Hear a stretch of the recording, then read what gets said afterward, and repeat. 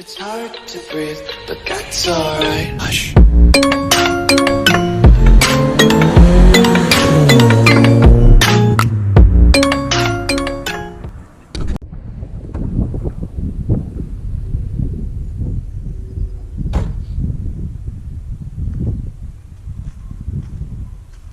Hi guys, and welcome to my channel. Today I'm going to give you a quick look around the Opel Manta GTE and then we'll go for a drive. Right, we'll do a quick walk around of the car. I've tried to keep the Manta as standard as possible, but one of the things I did change was the twin headlights in the front.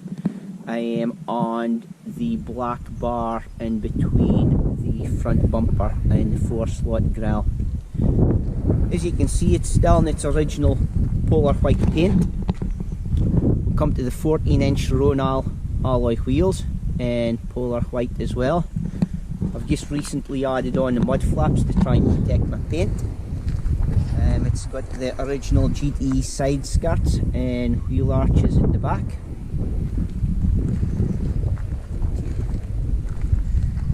She's got the standard lip spoiler on the boot as the standard GTEs had.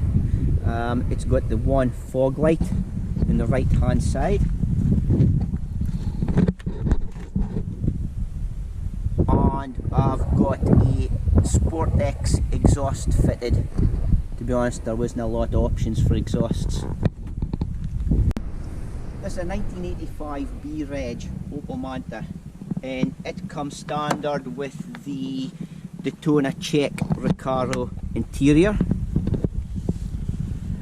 These seats were always in good condition. As you can see, it's quite nice in the back there as well. Okay. I did change the steering wheel for a Ushma Raid steering wheel. I've still got the original Manta one, and as you can see, I've got the 6-dial dash clocks. Okay, so I'll give a wee bit of history with the car and how I ended up with it. Back in 2016, I had joined the Opel Manta Owners Club, and I was looking for a Manta for a lot of years, and eventually seen one for sale.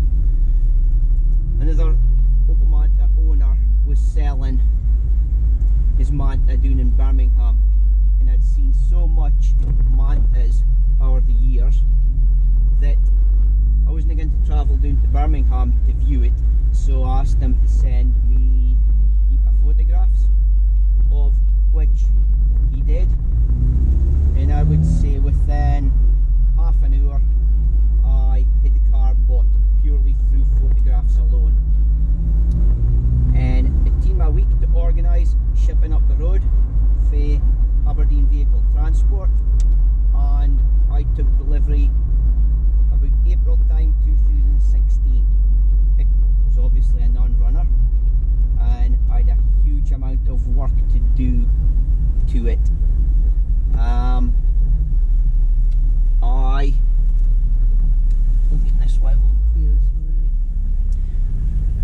I started undertaking a restoration, which was a complete strip down, engine out.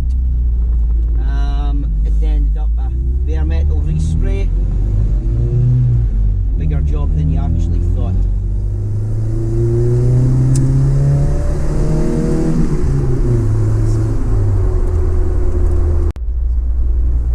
So I started stripping out the engine, interior, just to actually see what I had, and there was a huge amount of welding required.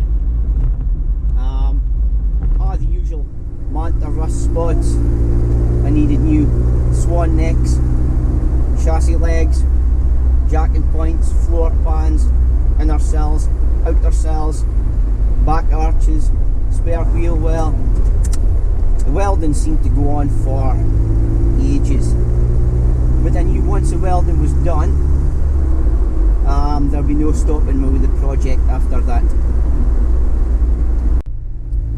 So I started looking to collect panels, and luckily at that time Retro Power was selling all the panels that are required for my build.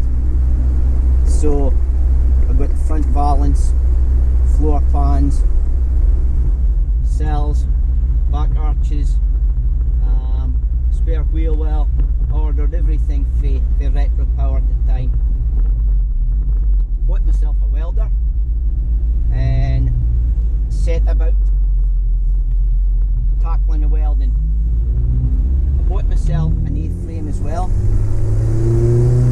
We got the car completely stripped down to bare shell, mounted an A-frame, and I'd never welded in my life before,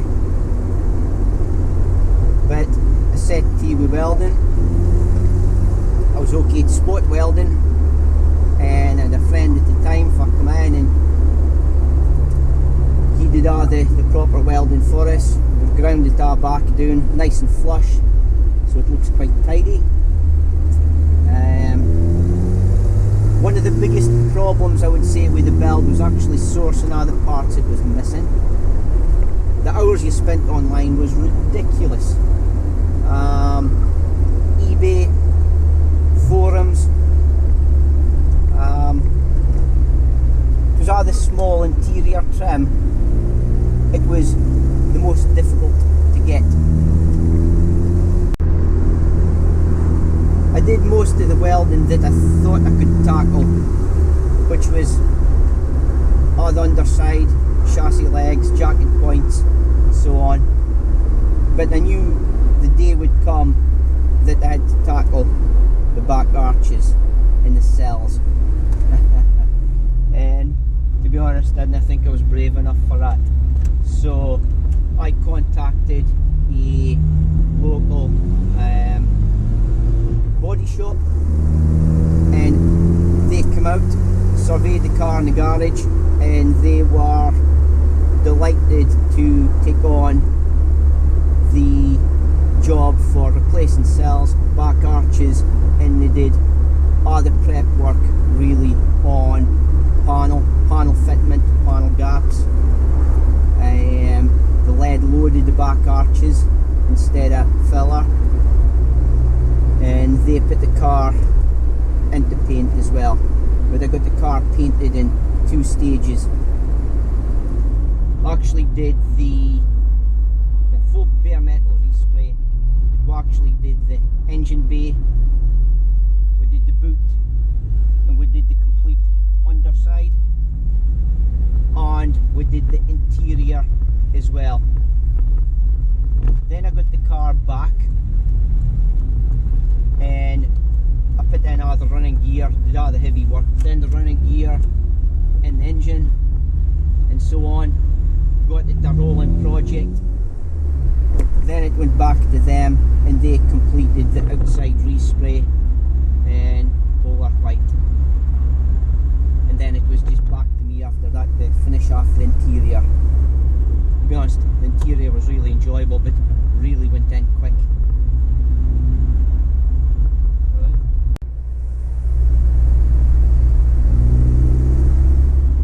The car was completed in 2020, just on lockdown, and it was a wee bit frustrating that the car was ready to get on the road, but because of the restrictions at the time,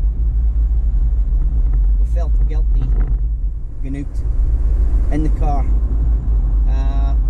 But we did get out in some evenings, some nice evenings. The roads was really quiet, which was good for a shakedown to see if there's any sort of mechanical issues, reliability. But because it had been completely stripped and rebuilt, engine was completely stripped and rebuilt by a local mechanic as well, who I fully trusted and gave me his due, with no issues at all. Things run a dream for day one. There's still 1 or 2 things that I needed done for 2020 to 21, which I've done, but this is the car really complete now, and I'm not planning on any other modifications or alterations to it, because I'm happy the way it is, and basically that is pretty near standard apart from the odd change here and there. We'll go for a wee drive in the car and I'll talk to you about how it drives. I find for a 1985 car, it really is quite responsive. It's quite easy to get the rev needle up to near the red. I haven't been brave enough to get it into the red yet, but you want to look after it as well. The car's a 5-speed gearbox, 2 litre 8 valve, 110 horsepower for new. It'll be interesting to see how much horses is still left in it. There's no power steering. You feel quite connected to the car. But one thing you do notice, it's actually heavy in parking, but that's part of the fun of it. I'm hoping at some point to do a 0 to 60 time. It was advertised new, the 0 to 60 in 7.8 seconds, I think. So if we go down a way near that, I'd be quite happy. So I'm looking to do more shows than that this year. I'm hoping to add a few more videos, go into more detail.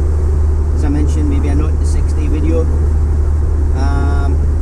Engine bay, if I can get access to ramps and that, we'll let the hell look underside it.